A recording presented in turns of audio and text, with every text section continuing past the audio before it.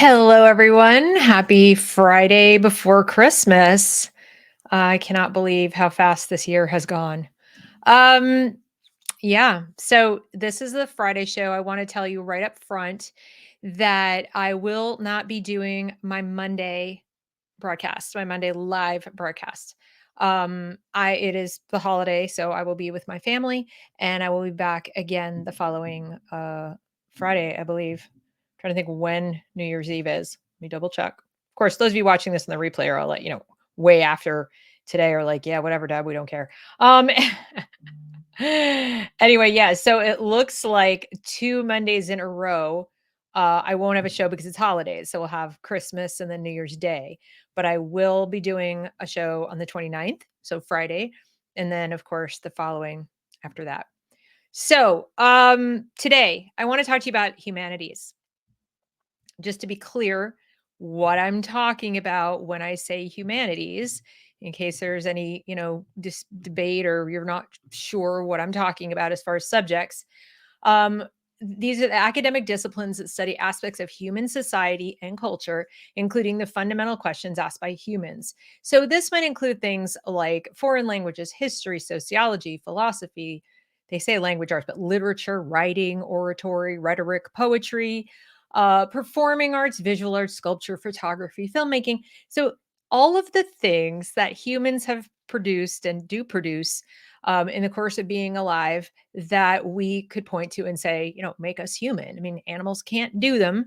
They were done by humans. And to a large degree, they are done and were done by humans in the course of trying to understand and be okay with being human in this world, either by sort of observing it and trying to figure it out, religion, philosophy, or even ethics and so on, or just documenting it for each other, experiencing joy, even art, things like that. So all of the things that go into making us human, I would put there.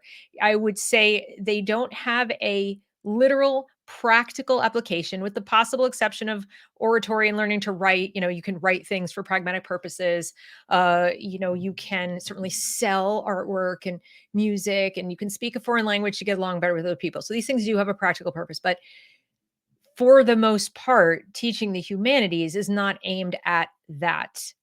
It is aimed more at helping our children understand what it is to be human in the world, what that means, and how to, not really what to think about it, but maybe how to think about it. And at least to have the perspective that they're not, they might be literally new here on planet Earth, but humans have been here a while and humans have been engaged in the same kinds of struggles that they're engaged with for millennia. And there are things they produced and did and documented that our children can and should learn from in order to figure out what to do today, tomorrow, next year, and so on. It's perspective, right? Also, I think that these subjects teach a lot about the human condition. So when we look at people in the past and how they described their world, how they represented it in art, and so on, we learn a lot about how we have changed, who we are today because we are not like them. And we can decide that's either good or bad or indifferent or whatever, but it's part of learning to think. And it's part of learning to analyze what is. And I think to a large degree, it also would help if we taught it properly. It would help inoculate our children against um, lies about what humans are, what humans ought to be, how human life ought to work that might be, told to them by their teachers or politicians or people in power. If you don't have the perspective of what was, it's very easy to fool you into believing it was something different than it was, and then looking at your present situation very differently. So, obviously, to give an example, if the only artwork that people see from, let's say, the United States going back to the 19th century is artwork, and the only literature you read and the only artwork you see is from people who were, let's say, pro slavery or people who had, who just you really don't want to be associated with, and you skipped out on all the other things that were going on, they would definitely have a very dim view of the country, of the people who lived back then, of the way they resolved problems, of the struggles that they went through, and it would be very, very easy to decide that every single person back then was wrong and everything they developed was wrong and bad, and that we should just tear it all down. Anything that could be dated to that date should be eradicated because it was done by bad people. So what we show our kids about all that stuff influences what they think of it. And it's never always bad. There's a lot of bad. There's also a lot of good, not just in this country, but around the world. So teaching the humanities gives us opportunities to show the good, the bad, and the ugly, and let the kids figure out what resulted in triumph.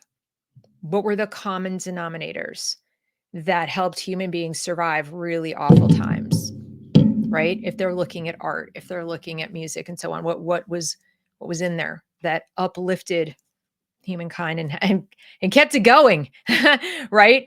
There were probably plenty of opportunities where human beings could have said, "Oh, screw it, we're gonna, just live in this kind of misery forever and not never try to make things better." But why would someone invent something new? Why would someone say, "Let's stop killing each other and let's have some kind of a civil government"? Why would people do these things? Not only for practical reasons, there's a spirit. If you're religious, you call it a soul. If you're not particularly religious, you still can't be a rational person and look at human beings and say we're really no different. We're just like a higher order dolphin or ape or something. I don't even think most atheists I know don't say that. They still would say no, human beings for the most part um have something. There there's something more than that. We have a rational mind. We have a spirit. There's something about us that can be, uplift and pursue the good instead of just destroy the good. We are living in a nihilistic world right now where that is hard to come by. We don't see a lot of teachers who are saying, "Hey, let's look for heroism." They look for struggle, but they never find the hero. The hero is usually the struggle itself. The hero is toil, and toil is unthinkable outside the collective. This is what Havel taught us with the socialist realism stuff. Um, so I think we need to teach humanities so that our kids have a window into the past. As I said, the good, the bad, and the ugly. So then the next question that comes up for me from a lot of people is, okay, Deb, but which humanity? In other words, whose art? Whose music? Whose philosophy? Like, how do we choose? There are only so many hours in the day. There's only so much time our kids aren't interested in it. They don't want to sit and read old books. They don't want to look at the Greeks are too old. Can we go back just a shorter amount of time and not read Homer? Because very often when we talk about teaching the humanities, we are talking about the classics when it comes to literature, poetry, and so on. Why do we have to do that? Can't we just sit it? This is boring. Well, I'm never going to sit here and tell you you have to do anything. I'm going to say, however, that just because you can't explain why you should teach Homer, it doesn't mean you shouldn't. So if your child's like, these old dead Greek people, I don't want it's boring, it's really hard, whatever. And you find yourself having a hard time making a positive argument for it. No, you must read Homer because reasons.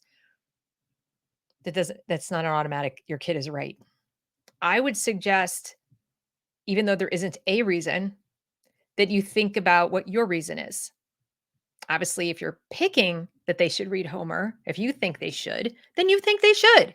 So sit with it a little bit and think about why that is. And don't immediately discount whatever reason you have because you didn't read it somewhere or it's not, listed in some standard or because it's hard. You have to think for a while. Why? I had to do that when my eldest daughter started homeschooling again after her freshman year of high school. And I absolutely wanted her to read classics. I wanted her to read some of this literature. And I didn't have a reason. She's like, why do I have to read Homer? And I don't want to go with because I said so. That's not really a reason if I'm trying to teach a kid to use their brain. So I sat with it and I thought about it. I said, let me get back to you on that. I said, I know I want you to. I can't easily articulate the reason. Let me get back to you. So I thought about it actually for a while, like a couple of days. I even did some research because I wanted to hone my arguments. And what I came up with was that this book, the Iliad, um, sorry, the Odyssey and the Iliad, but really the Odyssey. I was more interested in the Odyssey because it's a little more positive. The Iliad's a little bit negative, but I still wanted to read both. And I said these books have stood the test of time in the sense that generation after generation has read them. And that to me means something, that there is a value derived in that, and just by virtue of the fact that they lasted. Secondarily, I looked at what did I wanted her to be steeped in sort of American ideals, if not what our country actually is. And because I believe in those, I believe in the Constitution and the Bill of Rights as a great start. Anyway, I believe in the principles and the values of the Enlightenment. I don't think we finished the Enlightenment, so I would like us to keep going instead of going backwards. But because I believe in these things, I wanted to know, what did the people who came up with these ideas read? Because I do believe that the humans who produce things that I love and care about and so on are a product of the things that they read and they studied and they, drew inspiration from. So, why how could I possibly teach my child about how amazing America is and how amazing, anything is, and to the good, if I didn't pick the people that I want her to, know about and respect and like and so on, then to look at what they learned. Well, they read the classics. Now, does that mean I want her to learn Greek as well as Latin? She learned Latin, but do I want her to learn all the same things? No. But in terms of picking and choosing things from the canon that they also consumed, as well as learning Western European history, and not skipping over it, not cherry picking around it, but actually really understanding about different empires and how things, shaped the course of human history in the West, where my children live and are likely to live the rest of their lives. Yes, I wanted her to read what the people who shaped that also read. And that's not to say I didn't want her to read some of the things that people I don't particularly like read. So I wasn't saying you can't read, you know, Karl Marx or something. It's just that it was a higher priority. You're talking about whose works do you pick, Deb? Whose vision of philosophy do you pick? Well, certainly wasn't going to skip the the output of the human beings I respected and liked, who created the world in which I live and prosper as a human. For 57 years on this planet, I've been able to stay alive and healthy despite all kinds of issues that I've had, and I'm still here. I live in what I still believe is the greatest country on earth in terms of its potential. I don't know if we can get back to what we were, but certainly in terms of potential. And how can I possibly pass that to my child and, or children, and reproduce this culture if I don't look at what produced this culture? And if I don't have her look at what produced this culture? And to my dismay, I was not given the opportunity to read a lot of the stuff that I gave her the opportunity to read, and that I am now still reading. Like, I am now finally reading Plutarch's Lives. Didn't read it as a teenager. Kinda pissed off, to be perfectly honest with you. I think I would have had a richer understanding of all the history I did learn, of the art I did learn about, if I had been able to consume more of the humanities and the history and philosophy and art and music of the Western world. I still had more of it than most people. I was fortunate enough in that regard, but not as much as I wish I'd had, because I went to public school through ninth grade. I didn't go to private school where they had more of this kind of humanities till I was in 10th grade. So it's a lot of years where I missed out. I never learned Latin or Greek. She at least got the opportunity to learn Latin. And now, even to this day, tells me, like, I'm really glad you did that. I was kind of kicking and screaming, but now she's studying art history and she's like, oh my God, this makes sense. And that makes sense. And I understand this and I understand the history of that so much better. Now let's talk about religion, because religion falls under humanities. And this gets a lot of pushback from people, especially people who are not religious. Well, I don't think we should teach our kids religion. Okay, first of all, it's a humanity. It's part of the humanities. It's part of what makes people human. And whether you are religious or not, you live in a world that is. You live in a world that has been shaped and still is being shaped by people who have faith in something greater than themselves, who have beliefs in things that they can't see or prove to you, and that drives them to do all kinds of things. Some good, some bad, some neutral. But if you want to really understand the human condition, if you want to understand where we are now in this world, if you want to understand the history of Western civilization and the United States and everything about the world in which you actually live, you cannot properly do that, in my opinion. This is Deb's opinion here. You cannot properly do that without reading the Bible. I think it's wrong, frankly. And so I don't like state run education. I think it is wrong to deny American children opportunities to study the Bible as part of humanities. How much can they not understand because they don't? Now, again, I wouldn't force it by government, but I'm saying if there are schools out there, private schools here and there, I don't like even the private schools. I go, no, we're not going to touch that. We're not going to do that. I am so grateful that my secular private school had a religion requirement as part of the humanities course of study. You didn't graduate unless you took 2 semesters of religion. Now you could study I mean, they had Old and New Testament, plus they had other courses. And it was strongly recommended that we take both the Old and New Testament semesters as our requirement. They really couldn't, by virtue of all kinds of little regulations in Massachusetts at the time, they couldn't force you to do it, but you had to take religion. So they offered these other classes. I took both. It made sense to me because thankfully, my dad had the presence of mind when I was a freshman in high school that summer to send me overseas on a learning program through Slippery Rock State University for art history. And I did the little survey thing of like traveling to different countries. Yes, I was very spoiled, but I did appreciate it. I wasn't one of these, like spoiled brats that didn't, I really appreciate it. And we studied art and I come back, I go to school. You must take religion. It was a no brainer for me. I'm looking at all these paintings, all these sculptures, all this stuff, listening to music, seeing buildings. And they would say, and this in the Bible, and this, da, da, da, da, and then here's Jesus, and here's that, and this was the tale of the blah, blah, blah. And I'm like, I don't know what any of this is. And I mean, I grew up Jewish, so I knew like the Jewish stuff, but I didn't know any of that New Testament stuff. I didn't know any of it. And like all of Europe, it's like Christianity everywhere, right?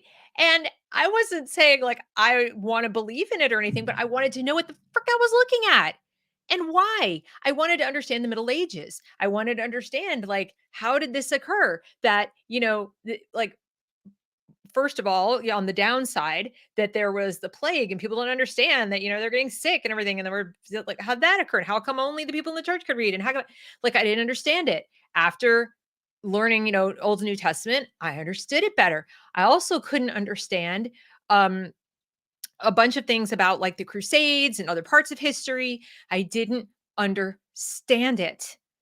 And yes, Crystal, this is exactly what I'm saying. You're saying so many secular homeschoolers are actually allergic to religion. I'm going to put this up here so people watching on the replay can see. So many secular homeschoolers are actually allergic to religion instead of just being neutral about the subject. That is so true. Religion is part of the human experience. It always has been. It always will be. It's not going away.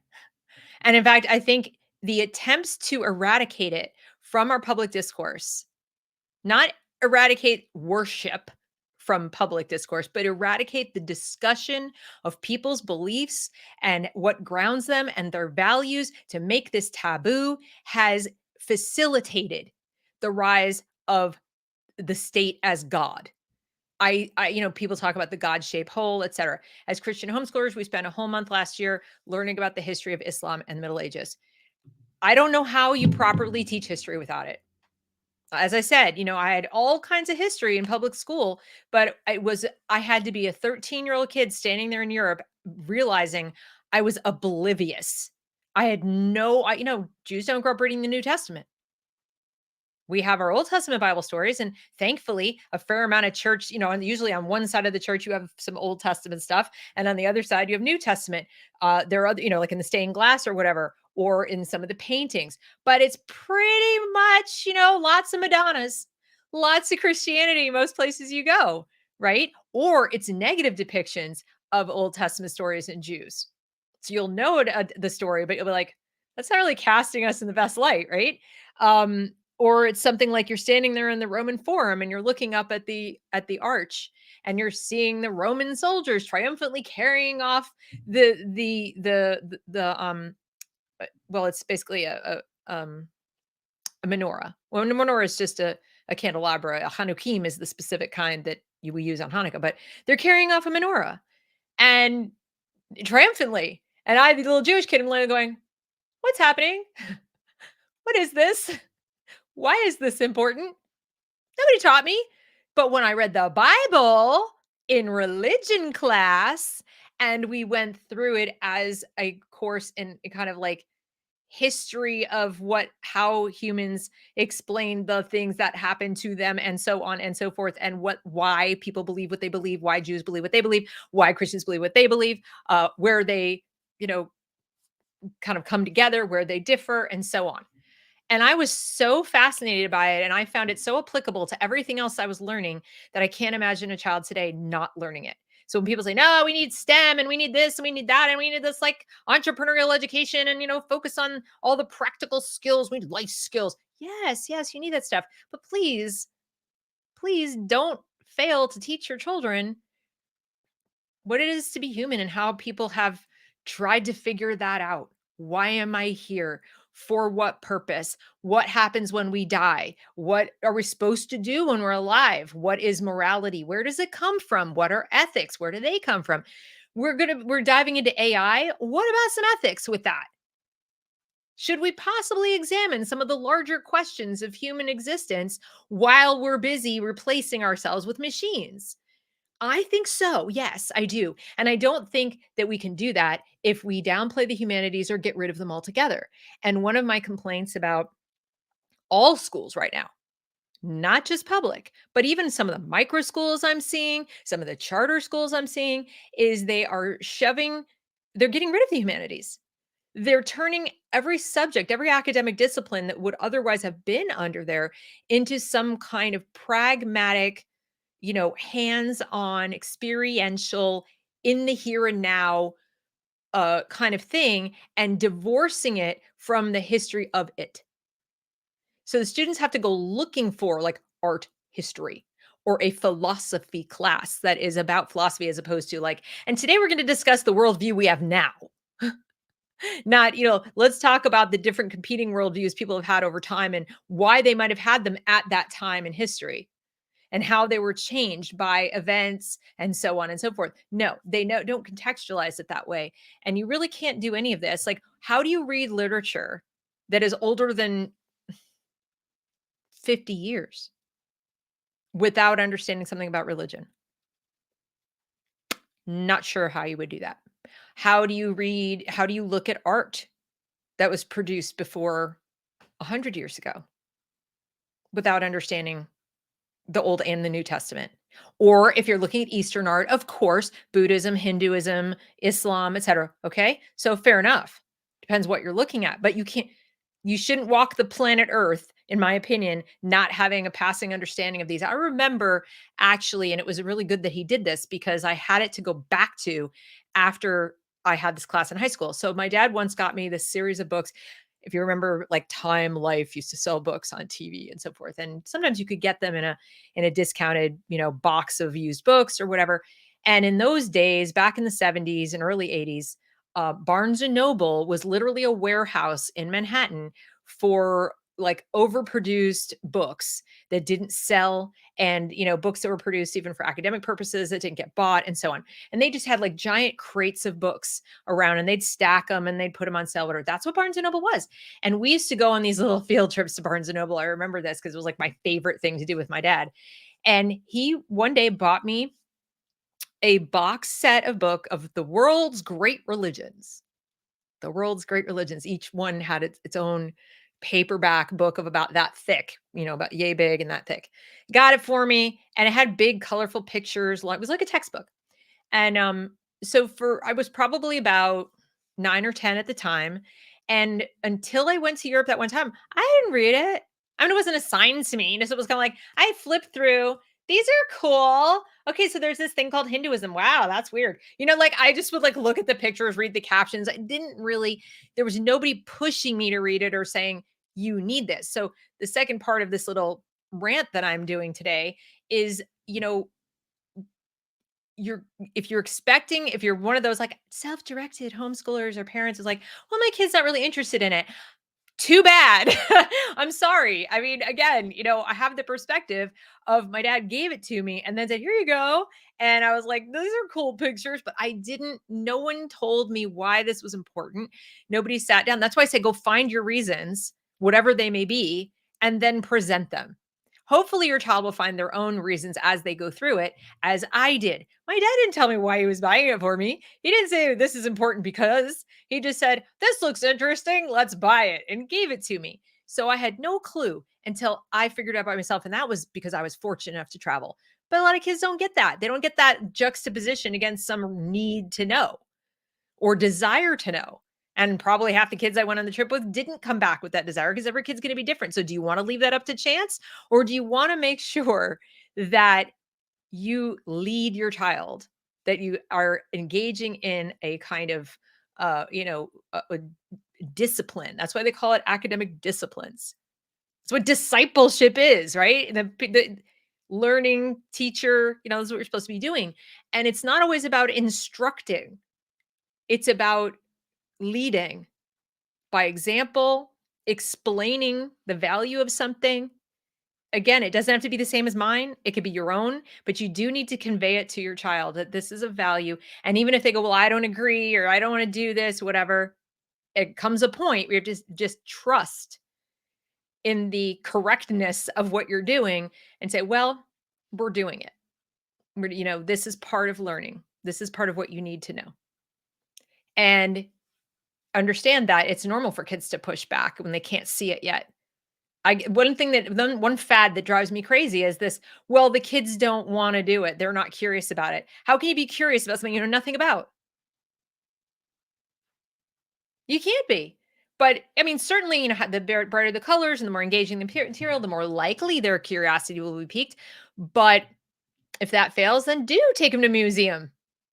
I wonder why they painted it like that. Do you notice anything about these 3 paintings? Or, like, what kind of shape do you see with that Madonna and the child? And do you see anything similar from painting to painting? And if you had to pick a shape, what shape would you say is that? And hopefully your kid comes up with triangle, and you can talk about the geometry of the art. You can talk about the Trinity. I didn't freaking know. Why would I know that the triangle shape in the paintings had anything to do with the Holy Trinity? I didn't know what the flippin' the Holy Trinity was. But it mattered, like, a lot. And triangles were big, big back then. And so, being able to sort of contextualize or ask questions and be like, "Why do you think that is?" "Well, let's take a look." "Well, now let's read from here. Anything come to mind now?" You know, then they can be like, "Oh, wait a minute." It's like solving a cool puzzle. That's part of why you do it, because it is a cool puzzle and all these pieces do fit together. And humans, we don't live in siloed subject areas. We live in the world, and all of the things, all of our influences cause us to do things, say things, be things, believe things. And if there's one lesson that kids learn when they learn the humanities, it's that it's interdisciplinary without necessarily even intending to be, because all you're doing is studying humankind through these different disciplines. And if if you do it consistently, I believe most children will have their aha moment. I don't know when. For each kid, it's going to be a little different, but there'll be that moment where they'll go, and they'll connect some dots and they'll say, "Wait, that's why this is very good. Interesting. Tell me more." That's the whole point of it. Why else? Why teach anything? If the whole point of teaching is just to be able to go do, then you would be kind of seeing your child as nothing more than a unit of, like a widget, like a unit of labor or a unit of existence that gets to be plugged into a certain place in the world. But if you're trying to raise children to have a life, have a whole life that where they perceive and feel and do and thrive and live, fully, as fully as they possibly can, where their curiosity never goes away, where their willingness to learn something new never goes away, where their ability to adapt to their circumstances is constant and only impeded by any kind of physical impairment. even lack of money won't stop them, then I don't see how you get away with not teaching the humanities as deeply as you possibly can. And as I said, which philosophies, which religion, which what again, that's gonna be up to you. My recommendation is think about the culture in which you live. Start there.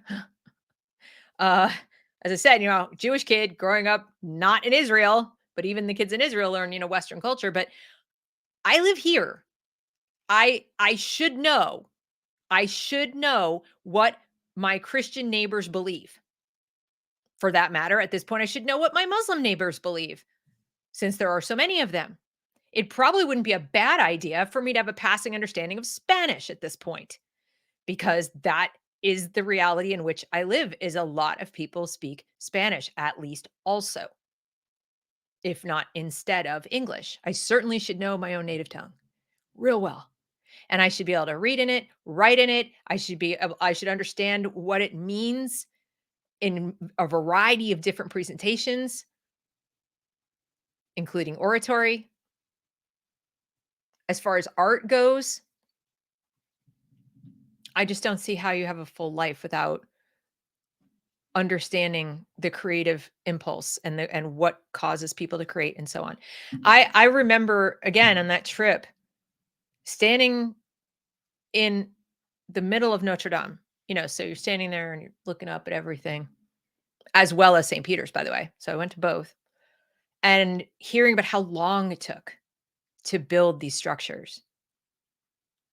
Same as the cathedral in Florence and the Brunelleschi dome.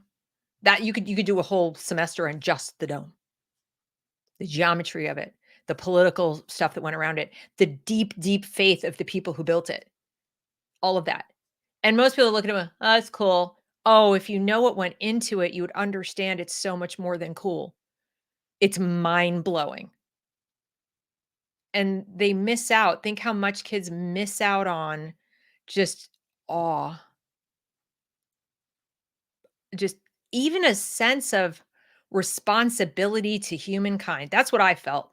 Now, I can't speak for other kids or other adults for that matter, but I came away from that trip and the subsequent, religious study that I did as a humanities and subsequent literature and history study that I did because it all snowballed after that. Um, Feeling this deep sense of responsibility to myself first and foremost as a human being.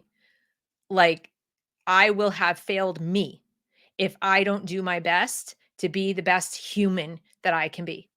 Flaws and all, mistakes and all. I'm gonna fail at a lot of things. But if I don't at least try to take advantage of all of the things I have that they didn't have. They didn't have 3 squares a day. Many of them, they didn't have heat, they didn't have penicillin. They didn't have because I look at what they produced in spite of, and then I look at my own life and go, "What the frick are you doing?" That's not to say every single human that lived back then was producing cathedrals or great stained glass or wonderful art. I'm not saying that. I'm just saying somewhere, somewhere. And it's looking at those people who somehow rose above masses, rose above hardship, rose above fear, rose above war, rose above disease, whatever, and did these things that we now have hundreds, thousands of years later to appreciate this is what human beings are capable of. Like appreciating that is fuel, in my opinion.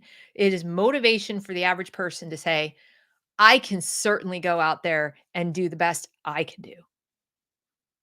I can certainly do that. It gives you a lot more sense of hope, awe, wonder, curiosity, and a sense of responsibility to not lay around on the couch. Now, some people say, but don't you think there's a population of people who end up with a kind of, I'll never be as good as I'll never, blah, blah, blah, I can't possibly do whatever. Well, that is a danger. I suppose. You'd have a perfectionistic little kid who somehow internalizes that they're never going to be, a painter as good as Raphael, so why bother? But I don't think so. I mean, especially if you look at the process of what it took for Raphael to be Raphael. And if you look at all of his students and you look at all of the people who also were trying to do it at the same time, and some people are going to become that, and other people are just going to make really beautiful paintings and enjoy painting. It's not about becoming that. It's about learning from the striving and the doing and the exemplary work, the pursuit of excellence. You don't have to actually be that. You can be your own version of excellence. And I think that's what it says to me, because more of us have the capacity, ironically, to be excellent today than they did. Because we don't have the daily struggle of, am I going to eat today? Or even tomorrow. Is somebody going to come and like burn my house to the ground because I'm from a different religion or whatever? Are they going to hunt me down and kill me? Um, you know, am I going to be forced to marry someone or have to be pregnant 17 times before I die? Am I going to die in childbirth? Like, it's hard to pursue that kind of excellence when you've got those worries. We don't have those worries. We don't. So to me, it's like all the more reason we shouldn't be orienting our kids just towards production. They have the luxury of time to think and contemplate and daydream and create, write poetry, do art, cook, experiment with their likes and their dislikes and their beliefs, and have long, long conversations about really important things. They have that. Why aren't we doing it? Not everything has to result in a robotics competition or, a mathlete's trophy, or building an app or a website or whatever. I mean, I'm not saying don't do those things. I'm just saying I think we've looked at school and education and said it's bad because it's the factory model of the 19th century, and it's outdated, and it was about very bare minimum, and they're just going to sit here and do these rote things. Oh no, rote memorization is so bad, and we need 21st century skills of technology and STEM and entrepreneurship and getting along with people. You're just replacing one sort of group of silos with another group of silos. It's more modern. That's all they're doing. That's literally all they're doing. Let the computers do the math. You do this. Okay, but you're still telling me I should do this, that I should do, what I should be, how I should think. Or not really how, but like what I should think, what my worldview should be. We're all one big, world government is great. And, we all should be, contributing to making a better society. How? With what? Without humanities, what the hell is the mortar that we're going to use to hold this better society together? What are the common values we're going to coalesce around?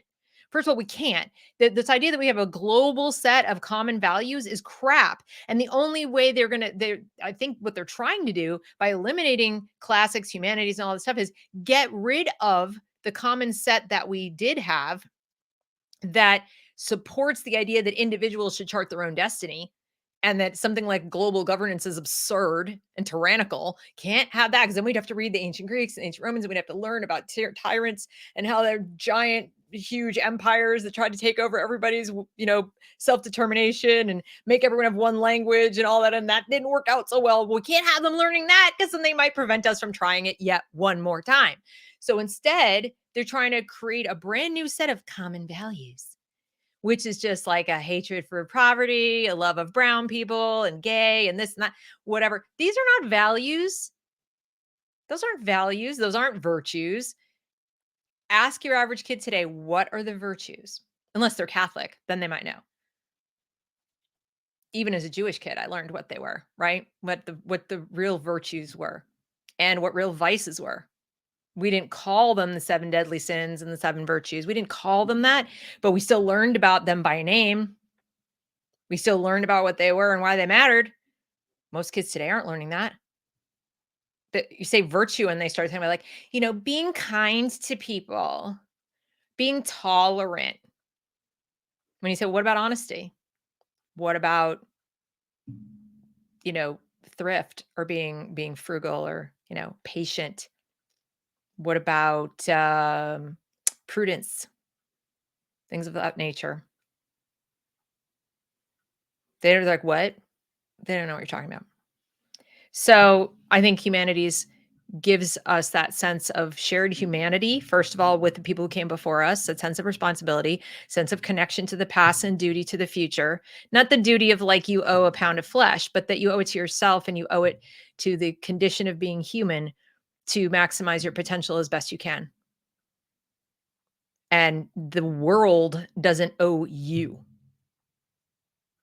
That's what I got out of humanities. The world doesn't owe me.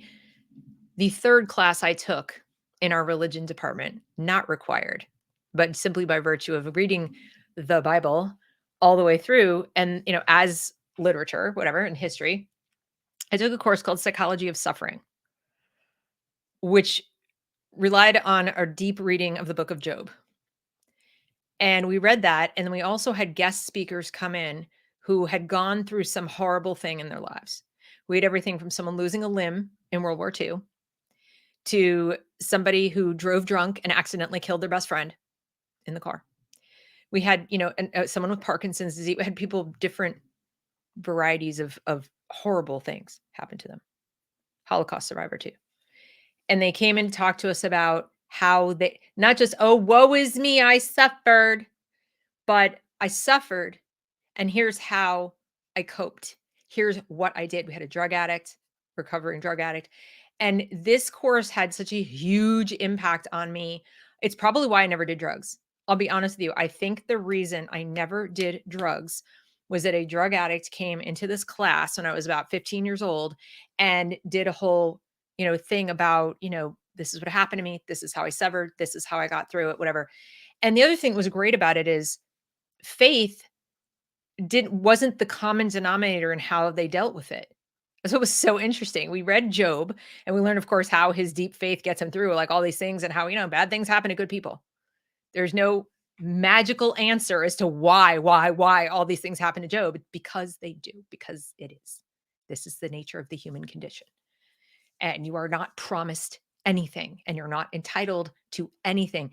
But far from that being a hopeless situation, it once you accept that that just is, and that you have a lot more agency and power than you think you do to react to it, which is what we got from those people, in a variety of different ways, then it's enormously liberating. Whereas our kids today, they're not learning humanities in that or any other way. Everything's a struggle. Everything is seen through the lens of constant battling and struggle and woe and, no hope, no triumph. And they don't even realize what real adversity is because they don't talk about it. They talk about like they cherry pick adversity.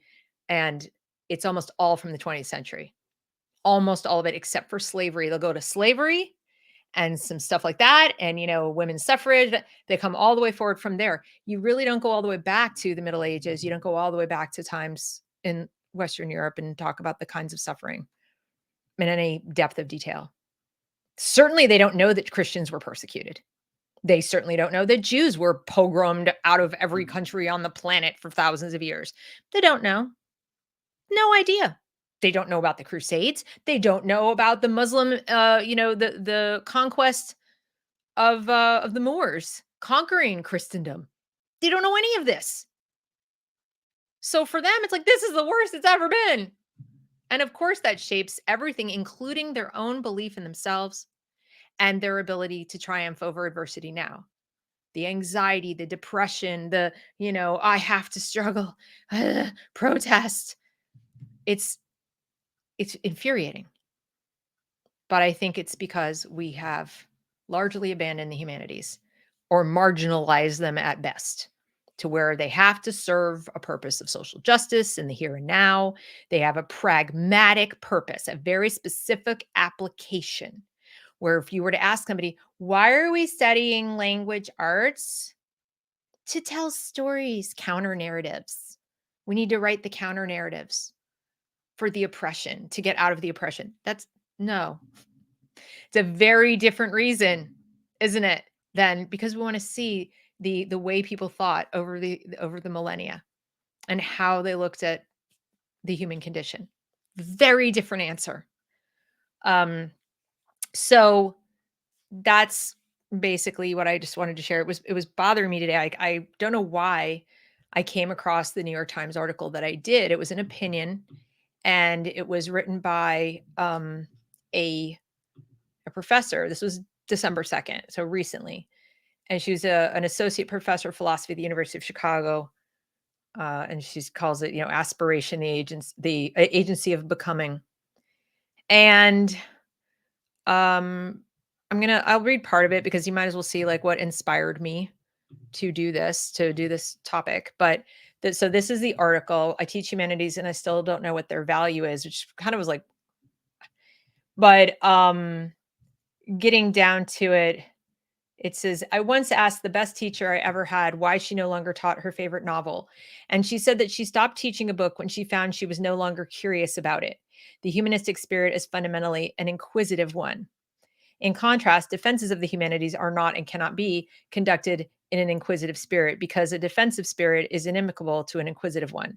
Defensiveness is, it must be admitted, an understandable response when budgets are being cut and the chopping block is brought out and you need to explain why you shouldn't be on it. It may be that humanists need to spend some of our time joining political battles, which, like all political battles, require their participants to pretend to know things they do not actually know. So, what I took away from that is that she's saying, I don't have an answer when somebody comes and says we shouldn't teach this anymore, which is really freaking sad to me. She should have been able to come up with something. But that she's been so brainwashed into believing that you need to defend them in the first place, that if they don't serve a purpose, then maybe we shouldn't do it. Or it was, well, I'm not curious about it anymore, so I don't teach my favorite novel, is what this person told her.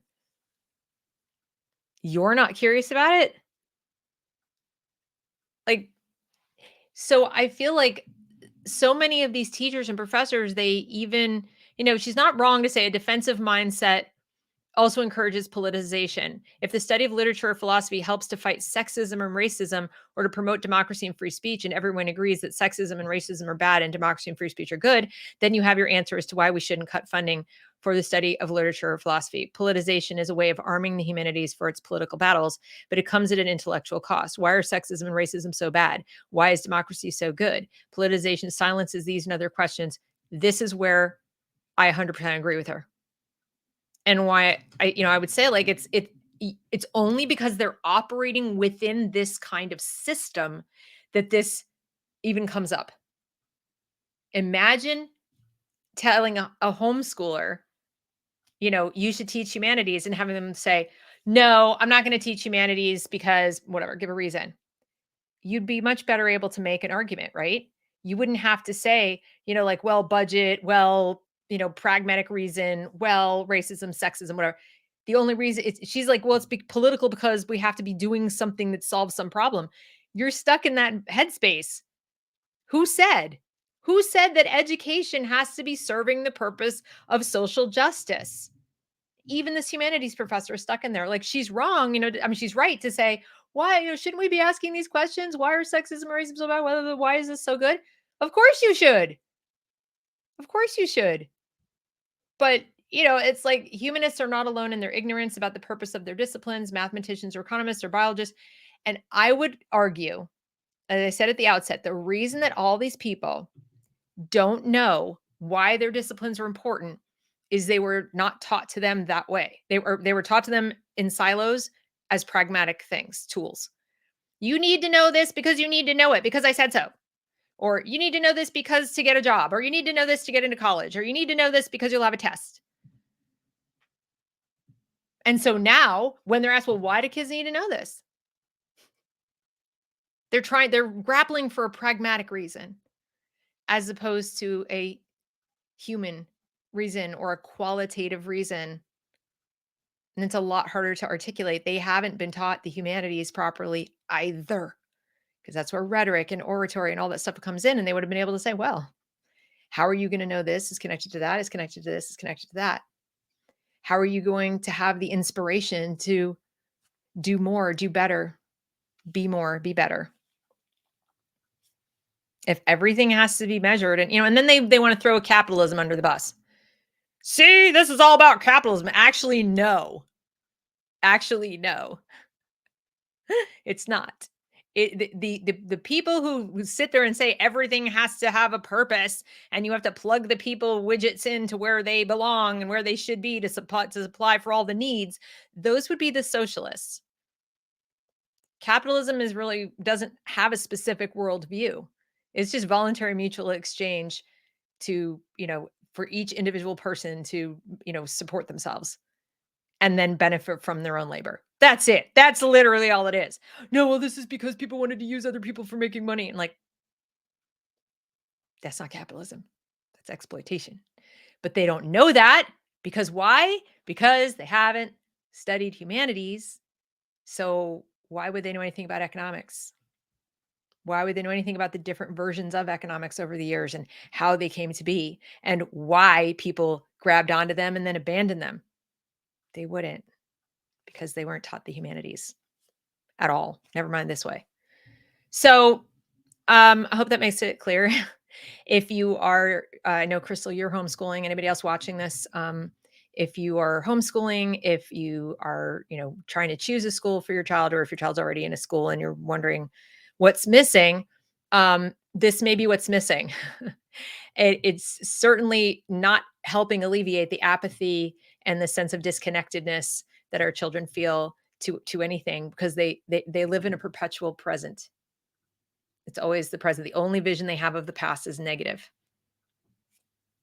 So there's a lot more to it than that. The last thing I'll say to you is, and kind of along those lines, if you have not seen the Holdovers movie, I highly recommend it. If you can see it, get it on streaming or something. Highly, highly recommend it as a kind of a family movie to what, maybe not family. If your kids are younger than teenagers, you watch it for yourself. But it's certainly like a good thing to watch around the holidays because it does take place at Christmas. But what I like about it that's related to this topic is you have a classics teacher is one of the protagonists of this story. And there's something about him that I think exemplifies what it is to be a person who's interested in the classics. And you don't catch it right away. It kind of creeps up and creeps up, and there's a moment where it becomes very clear. But when you realize how that connects everything else for him and the other characters, I think it'll drive home the point I'm trying to make about why the humanities are so important. So that's about it. I hope you all have a wonderful holiday. I will see you again on Friday the 29th for one of these. And then after that, we'll be going back to our regular schedule of events. If you're wondering why I have not done the sort of community calls, I am trying to find a better time and day for those. It's what I was trying to do is wait until we have some more members and I can try to figure out how to do a poll to say like what would be the best time for that and I'll schedule them. But that's about it. Have a great rest of your weekend. Bye.